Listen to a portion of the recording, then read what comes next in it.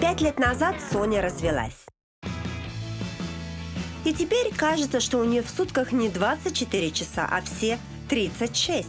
Ей надо убрать, постирать, приготовить, собрать детей в школу и при этом еще работать много и усердно. Ведь ей нужно не только содержать дом и выучить детей, а и платить своему бывшему мужу алименты. Добро пожаловать в Лион. Это «Жизнь других».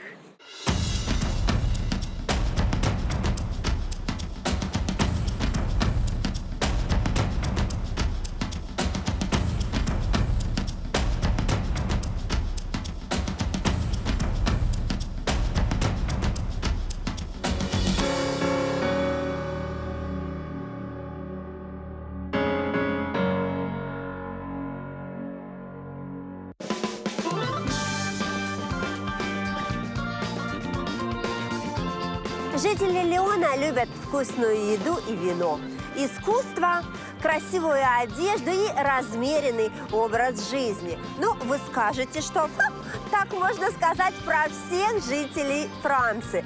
Да, возможно, но чем отличается Лион от других городов? Мы сегодня все это и узнаем. Лион – третий по величине город во Франции. Здесь проживает всего 500 000 человек. Но с учетом пригородов, каждый день по городу перемещается до 1,5 миллиона людей. Здесь родились отцы кинематографа, братья Люмьер и автор «Маленького принца» Экзюпери. Но если бы я родилась в Лионе, то ничего бы не изобретала и не писала. А как и Давид Массо, открыла бы свой цирк, в котором выступала бы каждый день с другими акробатами и гимнастами. А возможно, как и Марион Бристьель, открыл бы детский сад на дому и присматривал бы за своими и чужими детьми. Но, скорее всего, я бы стала знаменитым на всю Францию поваром, как Ги Лассозе, и радовала бы всех жителей города изысканными блюдами в своем ресторане. Если бы я родилась в Лионе, то перед моими родителями стоял бы непростой выбор, в каком из роддомов меня рожать. Ведь для всех граждан роды в госклиниках бесплатные, но зато условия в частных гораздо лучше. Роды в нашей клинике стоят 5000 евро, но с учетом медицинской госстраховки пациентка заплатит только 1300. Остальное будет покрывать государство. Вы спросите меня, за что платить такие деньги? Тогда к вашему вниманию предродовая комната, в которой женщина готовится к родам. Вот это предродовой зал. Я помню свой предродовой зал, честно говоря. Он выглядел немножечко, чуть-чуть по-другому. Вот уже девушка лежит с утра, ждет своего часа. Ей включили мультики, ну а почему бы и нет? Музыка, то что-то булькает вода. Она сказала, что ее это успокаивает. И, в принципе, тут меняет светомузыка, зеленый, красный, желтый. Вот, то есть так вот начинаются схватки вот в таких условиях. И когда уже придет время, чтобы рожать, ее чик-чирик и сразу переведут, так сказать, в палату. Или она может даже тут в ванной полежать. Чего бы нет? В этой палате к родам уже вовсю готовится Дебора. И за несколько часов до появления малыша на свет она уделила мне пару минут. Сколько ты тут лежишь? Я здесь уже около 6 часов. Ну и как ты себя чувствуешь? Отлично. Мне даже сложно представить более комфортные условия для родов. Мне нравится. Я помню, когда начинались роды, у меня начинались схватки, это было совсем не так. У меня не было водного матраса, не было светомузыки, ванны, бульканья воды, мультики. Какая красота! Лежишь тут как принцесса практически, Да. Я тебе хочу сказать, да? Мы знаем, что в некоторых странах есть строгие диеты для беременных и рожениц. Мы же запрещаем только алкоголь, свежее мясо и рыбу. Так, меню для рожениц здесь и полностью заказывают с ресторана. Причем для всех свое. Вот я открыла меню на сегодня, например, можно заказать зеленый салат, паста с морепродуктами, фрукты, хумус, а вечером ужин при свечах. Мне кажется, я готова вновь рожать за ужин при свечах. Ну, а что нет? Да уж не зря Лион называют гастрономической столицей Франции. Даже в роддоме ресторанное меню. Также можно выбрать и палату. Люкс обойдется в 350 евро за сутки, а палата попроще и с соседками будет стоить 150. Также жительницы Лиона часто навещают мужья в роддоме. Ну, а если женщина хочет, чтобы муж всегда был с ней, рожал с ней, находился с ней, то они могут заказать вот такие апартаменты. Полностью спальня, где, значит, есть кухня, микроволновая печь. И даже детей своих ты можешь тоже сюда брать, потому что тут есть еще и комната для ребенка. То есть вот это все удовольствие стоит 450 евро в сутки. Тебе будут сюда приносить еду, твои дети тут будут носиться, кричать, муж будет бегать с твоими всеми детьми. Вот тут ванная комната прекрасная. Ну, что вам сказать? Мне кажется, замечательно вот так вот, как так сказать, рожала бы и рожала. А почему бы и нет? И жила бы за 450 евро. Замечательно. Но и это еще далеко не все фишечки местных частных клиник. Женщина после родов может тут же прямо в больнице воспользоваться за отдельную плату тренажерным залом. Видите, тут приходить, приводить себя в порядок. Так, видите, с компьютером все. Так, дальше у нас тут еще есть зал для йоги. И также она может воспользоваться и бассейном. Боже, какая тут красота! А? Вот так вот ребята вот рожают и потом приводят себя сразу в порядок. Про себя никогда нельзя забывать. У нас также очень популярна услуга ЭКО. Из-за того, что многие француженки откладывают роды ближе к 35 годам, у них все меньше шансов забеременеть естественным путем. А среди молодых семей 20% вынуждены обращаться за помощью. Ведь чем более индустриальным становится мир, тем больше пар борются с бесплодием.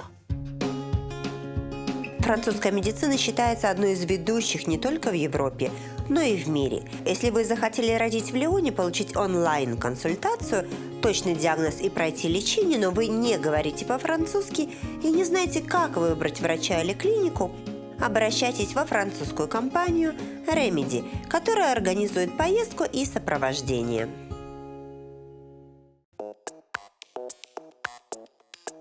Мы сегодня живем в таком мире, когда представить себе жизнь без телефонов, без приложений невозможно. Мы покупаем билеты, заказываем еду, узнаем всю информацию через разные приложения. Но когда-то эти идеи казались просто сумасшедшие. И вот сегодня я пришла в то место, где эти сумасшедшие идеи становятся реальностью. Ой, кажется, я всем мешаю этим людям. Лион называют Французской Силиконовой долиной. Столетиями наши жители что-то изобретают. Например, братья Люмьер придумали первый синематограф. И теперь благодаря им мы приятно проводим время в кинотеатрах.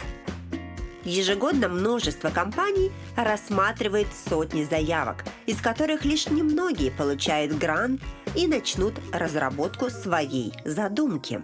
Над одним проектом может работать от 4 человек до сотни. Первые 5 лет проект окупается. Мы обычно инвестируем от 50 до 200 тысяч евро.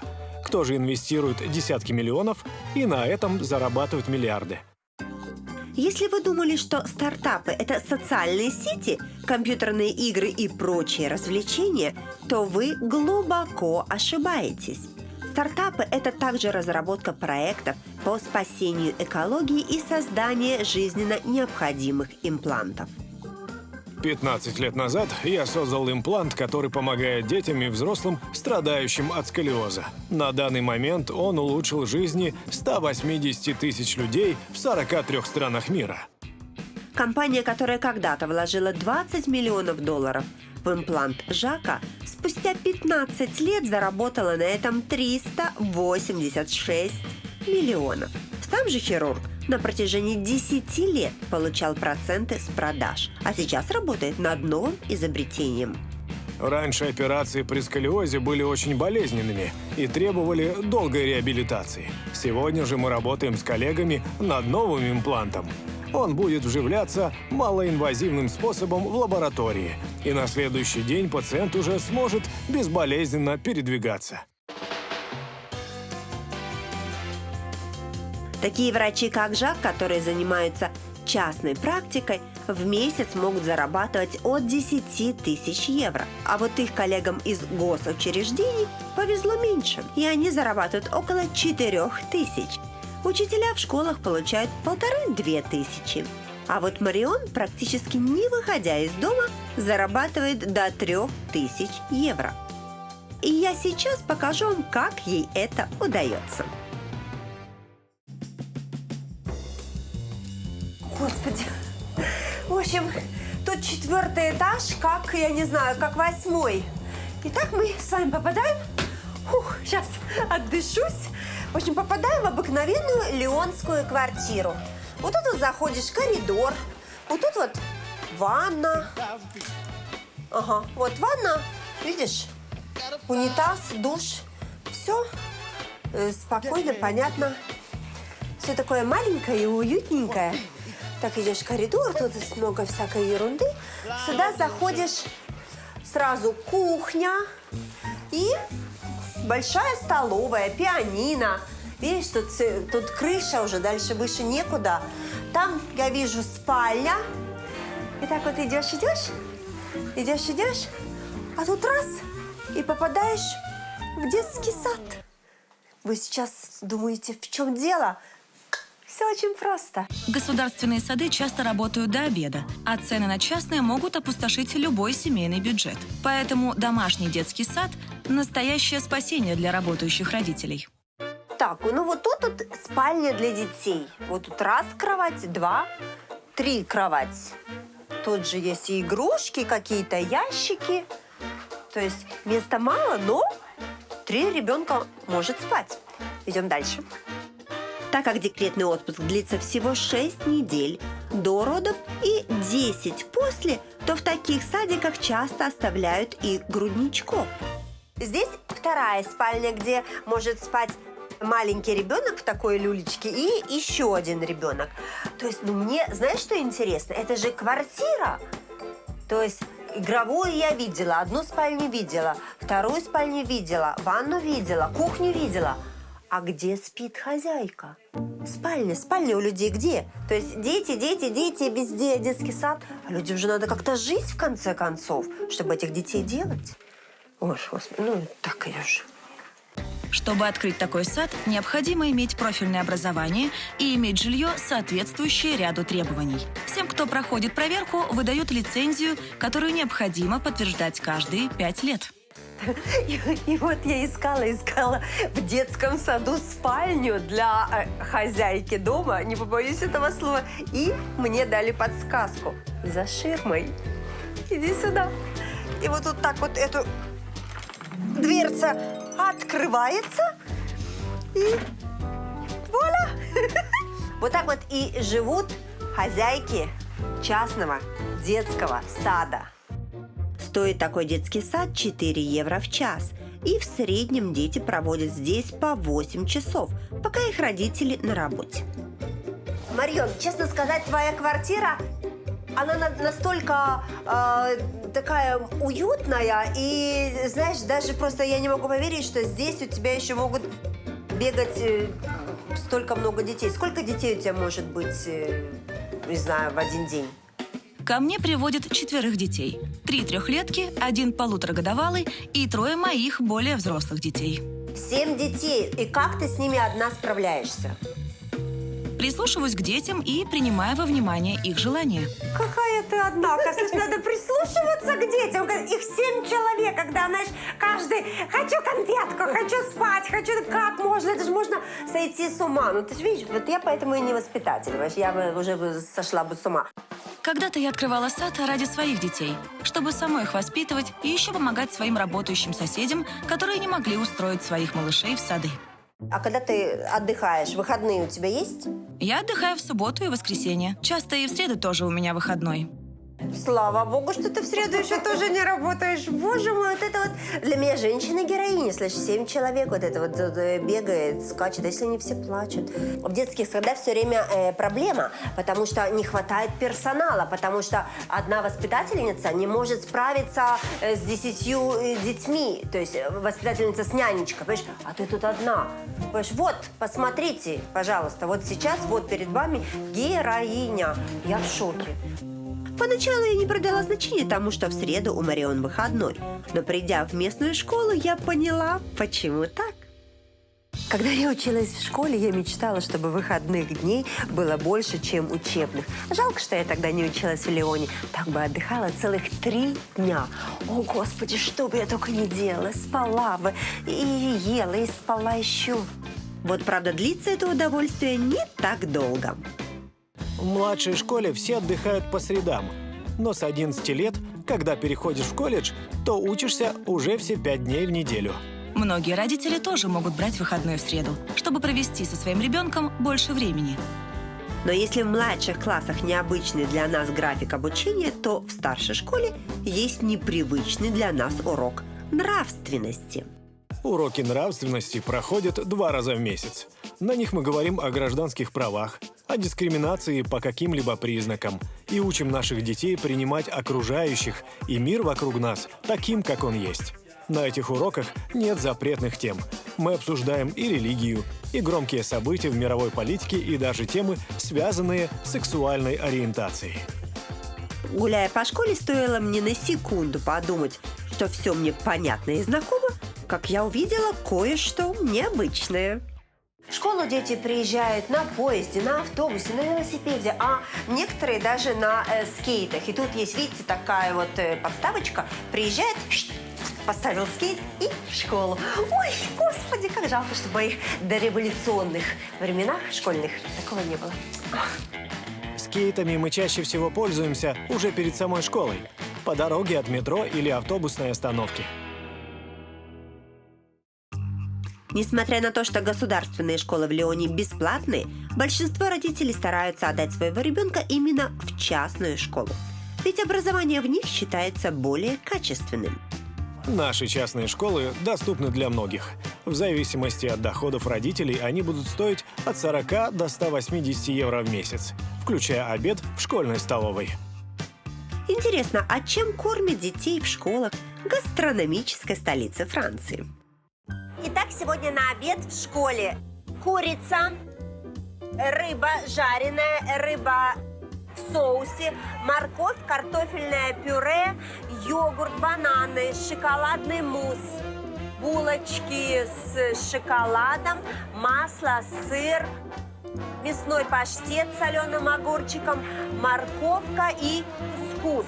Сейчас обедают маленькие дети, а с 12 часов уже придут старшеклассники и будут тоже обедать. Самое интересное, что меню тут меняется каждый день. То есть не надоест этот кускус каждый день. Представляете? Господи, а у меня были сосиски и пончики.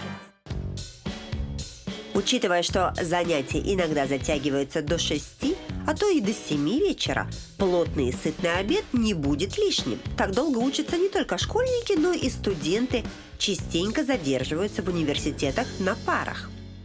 Как развлекается лионская молодежь, студенты? Мы обычно ходим в бары или рестораны, в кино или театры, а по выходным или идем в клуб, или устраиваем пикник. А скажи, а путешествовать вы любите? Все жители Лиона любят, а я особенно. А скажи мне, путешествовать по миру или по Европе может себе позволить каждый студент, или это все-таки дорого? Чем дальше поездка, тем больше надо денег. Но многие из нас подрабатывают, поэтому можно накопить необходимую сумму. У меня есть лайфхак, это приложение от Aviasales. Они сами сравнивают все варианты перелетов и предлагают самый дешевый. Кстати, сейчас еще и Aviasales для бизнеса появился. Это очень важно. Мы с женой изучаем нашу родную страну, путешествуя на машине. Каждое лето хотя бы дней на 5 мы уезжаем всей семьей на Лазурный берег. Для нас это и близко, и недорого. Мы с одногруппниками заранее ищем недорогие билеты на лоукосты и раз в несколько месяцев отправляемся в новую страну. Камиль учится на 2-м курсе одного из престижных вузов Лиона. Многие из выпускников выбирают частные вузы, так как образование в них лучше и диплом их более востребован. Учиться надо 5 лет, и каждый год будет стоить 9-10 тысяч евро. Преподаватели тоже предпочитают работать в частных университетах, ведь в них меньше бюрократии и ограничений. Пока во всем мире многие все чаще и чаще выбирают сферу IT при поступлении в вузы, жители Лиона массово выбирают профессию инженера. В нашем городе ежегодно запускается множество стартапов и производств, поэтому повсюду требуются инженеры на очень завидные зарплаты. Но если в душе ты художник или творец, то и для тебя найдется работа. Ведь Лион – столица шелка и текстильной промышленности. Не буду вас утомлять историей, лишь скажу, что с XIV века мы производим одни из лучших шелковых изделий, в особенности платков в мире. Но если раньше среди нас было около 500 производителей, то сейчас в Лионе их всего 4. Семья сеньорины Леонарди в 4-м поколении производит шелк. И сегодня я пришла в его мастерскую, чтобы показать вам, как устроен этот непростой бизнес. Слушай, Лиза, конечно, и я, и многие вообще люди обожают шелковые изделия. Но я даже представить не могла, что это все происходит вот так. Что это такое? Это макет того, как изготавливается шелк с помощью коконов шелкопряда. Эти бабочки похожи на моль, только побольше, чем моль. В шкафу, вот, знаешь, такая носится. Да, есть немного.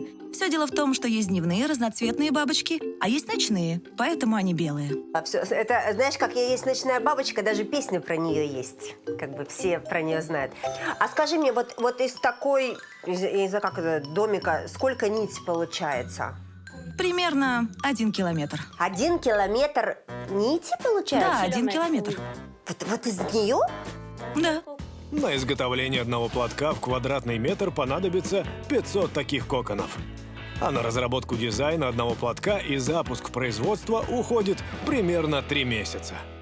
Вот дети, вот вы сейчас не знаете, откуда у вашей мамы вот эти вот платки, хотите их порезать себе для кукол, не делайте этого. 500 вот таких вот коконов нужно для того, чтобы сделать маме платок, чтобы вы понимали, я в шоке. Они очень тонкие. Так они, конечно, какие-то... Вот иди сюда, покажи. Иди сюда, покажи. Вот ты видишь? Вот это нити. Вот это вот, не знаю, вот вообще не видно. Вот видишь, вот на черном. Вот видно тебе или нет? Видно? Вообще не видно. Вы даже не видите эти нити, а они есть. В нашем климате сложно содержать таких гусениц, поэтому приходится закупать уже готовую нить из Китая. За год мы продаем по 150 тысяч платков от 130 до 250 евро за штуку. На сеньорину работает 15 человек. Каждый из них работает не больше 8 часов в сутки, и у каждого из них есть право на обеденный перерыв. По закону каждый житель Лиона имеет право с 12 до 14 часов взять 45-минутный обеденный перерыв. Но вот только мало кто следует этому закону. Если мы выходим на обед в 12 часов, то раньше 14 на работу никто не возвращается. Обед француза редко ограничивается одной едой. На столе всегда можно заметить бутылочку вина или игристого.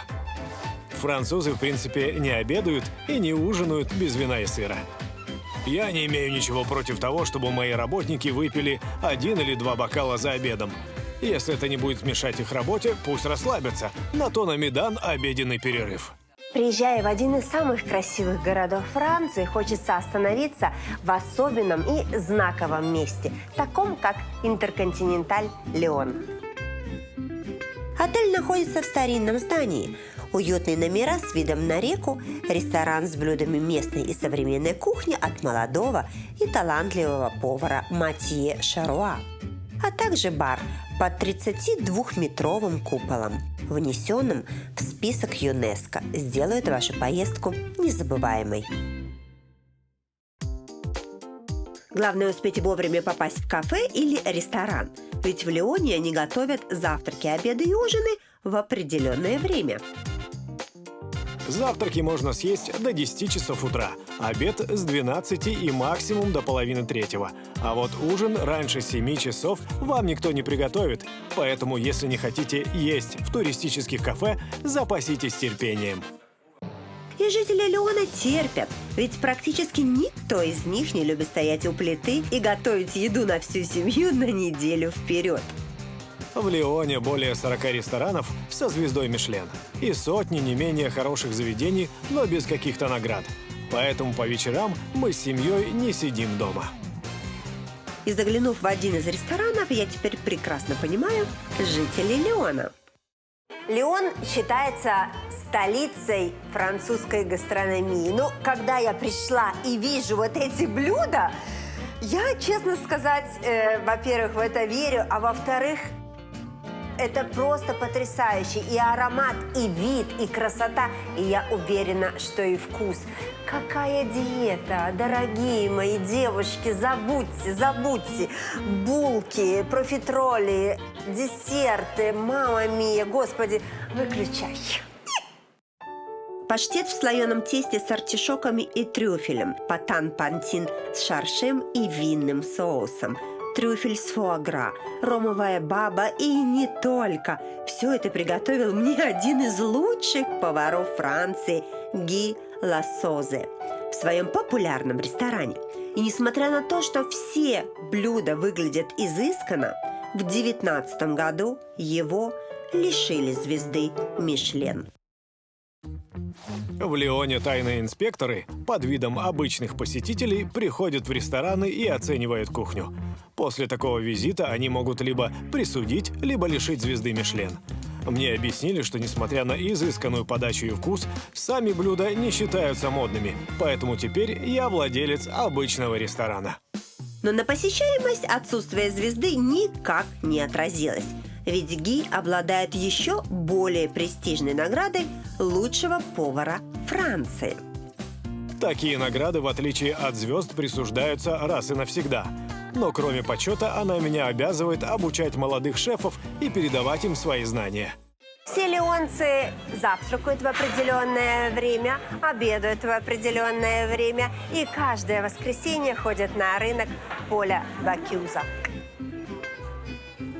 Рынок носит имя легендарного повара из Лиона. Он по просьбе городских властей лично отобрал 55 лучших торговых домов, которые и открыли свои точки на рынке. Сейчас попасть на рынок практически невозможно. Разве что можно интересоваться у местных продавцов, никто ли не хочет съехать и сдать свое место. На рынке можно найти все, от булочек до устриц. Кроме прилавков, у некоторых магазинов есть и посадочные места, где многие французы любят продегустировать тот или другой продукт. Так же сильно, как и еду, все жители Лиона любят свободу. Свободу от брака и обязательств. Все чаще молодые пары не вступают в брак, а просто заключают специальное соглашение. Благодаря ему в случае развода оба остаются в выгодных условиях и не делят детей и имущество годами в судах. Соня со своим бывшим мужем не думали о разводе, когда вступали в брак. Но спустя 12 лет совместной жизни их дороги разошлись. И вот уже 5 лет, как они живут отдельно и по очереди воспитывают 3 детей. А скажи мне, а какая была причина, чтобы разводиться с человеком, с которым ты прожила столько много лет и с которым у тебя 3 детей? Мы абсолютно разные люди, которые по-разному смотрят на мир. А сегодня, то есть муж помогает алиментами или вот как? То есть суд оставил детей тебе? Ах, если бы. Дети по закону должны по очереди жить неделю у меня и неделю у него. И так как мой заработок в 2 раза больше, я плачу ему 500 евро каждый месяц. Подожди. Сейчас, подожди. Так, что значит... То есть дети живут неделю, 3 ребенка живет неделю у тебя, 3 ребенка живет неделю у папы, и ты платишь папе алименты? Я заикаться начала. Да. И я прошу прощения, а до какого времени ты будешь ему платить алименты? Пока дети не станут совершеннолетними. В суде рассматривают только официальный доход обоих родителей. И тот, у кого он больше, помогает содержать детей другому. Скажи мне, какие сложности в воспитании детей возникают при том, когда ребенок живет неделю у тебя и неделю у папы? Мы абсолютно по-разному их воспитываем и устанавливаем совершенно разные границы дозволенного. Дети от этого очень страдают. Я сама в разводе и прекрасно понимаю, что все проблемы начинаются тогда, когда один родитель детей балует, а другой требует строгой дисциплины. Я тебе хочу сказать, что я в Швеции была у мужчины, который тоже развелся с женой, и у него тоже дочка живет неделю у него, неделю с женой. И ты знаешь, они смогли договориться, они сделали общий счет, никто никому алименты не платит, счет только для ребенка. И вот как-то они так вот совместно договорились, как они будут воспитывать, что они не разрешают, что они запрещают. И таким образом у ребенка нет травмы, ребенок живет как-то так хорошо. К сожалению, из-за того, что папа хороший полицейский, а мама плохой, старшие дети больше любят папу. И теперь говорят мне, что больше хотят жить с ним. Начиная с 12 лет ребенок может не только выбирать, с кем он будет жить, но и потребовать себе своего бесплатного, независимого адвоката, который будет отстаивать его интересы в суде. То есть какая-то ситуация для меня очень сложная. А скажи мне, ты хочешь еще замуж выйти? Нет. Нет. Достаточно было одного раза, так сказать. Но на этом трудности жителей Лиона не заканчиваются. Если ты не располагаешь деньгами и не можешь купить себе собственную квартиру, квадратный метр которой стоит от 5 до 10 тысяч евро, то ты можешь быть обречен на вечные поиски подходящего жилья. Чтобы хозяин квартиры рассмотрел твою заявку, необходимо предоставить целый ряд документов. Справку с места работы, справку о доходах, которые должны в 3 раза превышать стоимость аренды. В противном случае придется искать платежеспособного поручителя. Могут даже попросить еще миллион разных справок и запросто отказать, если есть дети или животные.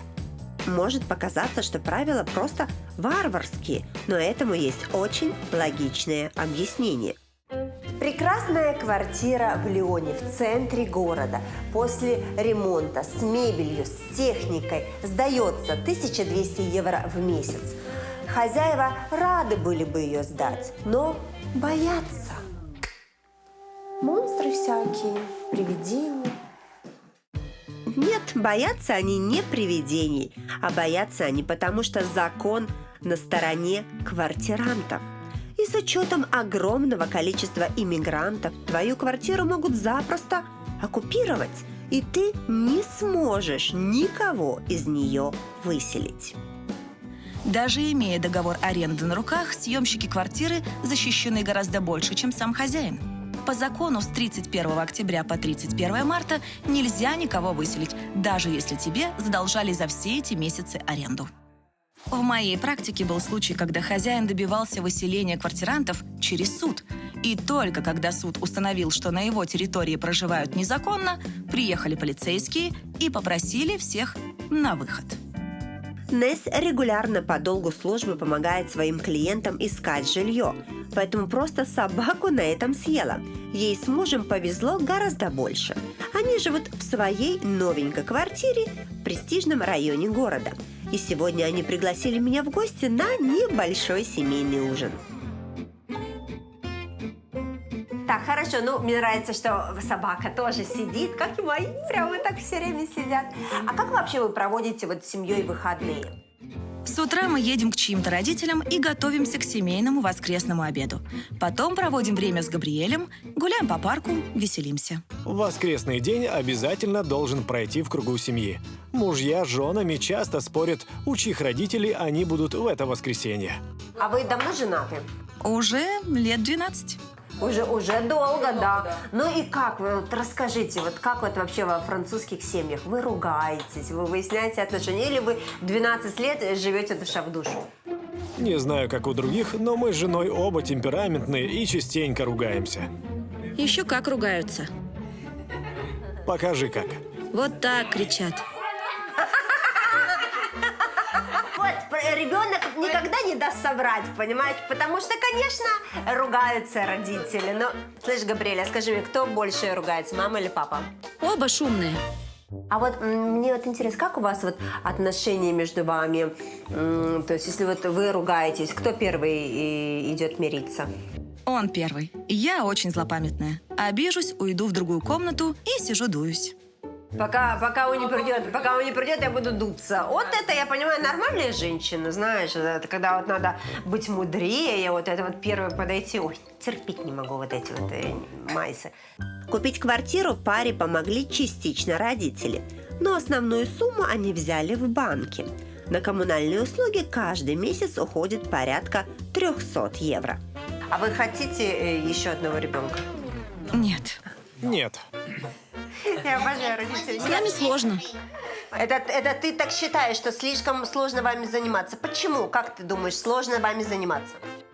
Со мной сложно, а с двумя будет еще сложнее. Дело в том, что у нас очень много работы, и на Габриэля остается мало времени. Хорошо, что помогают родители. А мы видим его утром, вечером и по выходным. Но на выходных пара старается провести все свое свободное время с ребенком и иногда водит его в цирк. Ой, я помню, когда в детстве меня родители водили в цирк, это был всегда такой праздник. А есть люди, которые живут этим праздником. Для них это просто каждый день крылья, перья. Ой, красота! Ой, только тяжело, спина заболела. Но цирк, в который я пришла, любят не только дети, но и взрослые. За последние 20 лет цирковые представления очень изменились. Сейчас это не просто номера, а целые шоу со специальными световыми эффектами и яркими костюмами. Давид не только директор цирка, но и один из артистов. Ты знаешь, я вот ходила когда в цирк, честно говоря, там просто были зрители и выступали на арене артисты. Не было ни столов, ни еды, а у вас какое-то прямо такое развлечение. Скажи мне, это какая-то новая тенденция? Зритель всегда хочет каких-то новшеств. Поэтому мы придумали большое вечернее шоу со столами и едой. Это, как говорится, хлеба и зрелищ, все сразу в одном месте. Это очень прекрасно. 2018 года во многих странах мира массово запретили использовать животных в цирковых шоу. Поэтому в концертной программе у Давида только акробаты, жонглеры, танцоры и клоуны. Ты мне скажи, ты директор этого цирка, правильно? Да. И то есть и ты клоун? Да. Почему клоун? Почему ты не какой-то атлет, знаешь, там, летал где-то под куполом? Это так красиво. Почему именно клоун? Я обожаю клоунов. Мне кажется, они такие очень хорошие, добрые люди. Ну, так говорят. Мои родители тоже артисты цирка. Я наблюдал за ними и хотел быть похожим. Я пробовал себя и в акробатике, но клоунада мне больше нравится. Для меня это лучшая работа в мире. Ну, ты такой красивый клоун. Вообще хочу сказать, что женщины любят красивых мужчин с прекрасным чувством юмора. То есть ты, получается, попал практически в тренды. Ты практически не клоун, а ты интересный мужчина, который веселит женщину, которая ест. О, вот это я сказала. Это же самое лучшее, что можно придумать на свете. Женщина ест, а ее еще при этом и веселят. Правда, за ее деньги. Или кто-то платит за это. Все, окей, мерси. У каждого из нас свои традиции. Кто-то водит детей в цирк по праздникам, кто-то обедает по 2 часа, а кто-то начинает жить полной жизнью на старости лет. Молодежь не носит дорогие вещи и не рассекает по улицам на дорогих иномарках, ведь это привилегия более старшего поколения. Ко мне в салон приходят разные люди, но я хочу отметить, что женщин немного за 40 гораздо больше. Ближе к пенсии у женщин появляется больше свободного времени и больше личных денег, так как дети их вырастают и становятся более самостоятельными. Получается, что на старости лет жизнь в Лионе только начинается? На нашем рынке много постоянных покупателей, и среди них масса дамочек постарше, которые приходят за какими-то деликатесами. Знакомьтесь, это Лизет. Ей 97. И каждое воскресенье она приходит на рынок вместе со своим внуком за устрицами и бутылочкой шампанского. После чего она отправляется в свою большую квартиру в историческом центре города. Лизет, как началось сегодня ваше утро? Я проснулась, вышла на балкон, убедилась, что нет дождя, и отправилась на рынок за воскресным завтраком. А чем вообще вот вы занимаетесь в течение дня? Я много сплю, смотрю телевизор или выгуливаю свою любимую собаку. А родственники, ваши дети приходят к вам часто? Редко. Поэтому я часто сама с собой разговариваю. Приходит только внук и мой домработник. Все никак не привыкну к тому, что мужчина убирает мой дом. И я постоянно слежу за ним, чтобы ничего не пропустил. Пенсия в Лионе наступает в 62 года и для мужчин, и для женщин. Минимальная пенсия составляет 950 евро. Но если человек отработал больше минимального срока, то и пенсия будет выше. Доходит и до 3500. Лизет никогда не работала. Она занималась воспитанием 3 детей. И когда 35 лет назад мужа не стало, положенная ему пенсия перешла к ней. А как сейчас вам живется на пенсии? Хватает ли вам выплат пенсионных? Конечно, хватает. Дочь все хотела, чтобы я съехала со своей большой и красивой квартиры в более маленькую. И я сказала, что с места не сдвинусь. Я могу сама оплачивать счета, и помощь мне ее ни к чему. А что вас раздражает в вашей жизни и что вас радует? Раздражает глухая соседка, с которой и рада была бы пообщаться, но она ничего не понимает. И вообще, меня уже давно ничего не радует. Раньше у меня всегда было много гостей, шумные вечеринки, много друзей, с которыми мы ездили в клубы и весело проводили время. А сейчас я болею и уже никуда не выхожу.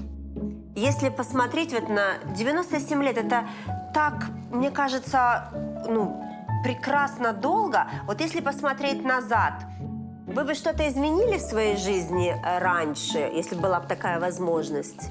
Я бы никогда не вышла замуж в 19 лет. Но отец погиб, когда мне было 2, а мать умерла у меня на руках во время бомбардировки Лиона. Я осталась одна и так нуждалась в любви. А у вас есть сейчас мечты какие-то? Вы о чем-то еще мечтаете? Что-то желаете? Мечтаю хоть на пару часов снова стать молодой. Увидеться со своими веселыми друзьями, которых уже давно нет в живых. Поехать в веселой компании на танцы и танцевать всю ночь, не думая об одиночестве, старости, болезнях и неизбежном финале. Жизнь рано или поздно подойдет к концу, и каждый из нас останется наедине с самим собой. И самое важное, оглянувшись назад, понять, что ты прожил эту жизнь так, чтобы хотелось повторить ее еще не один раз.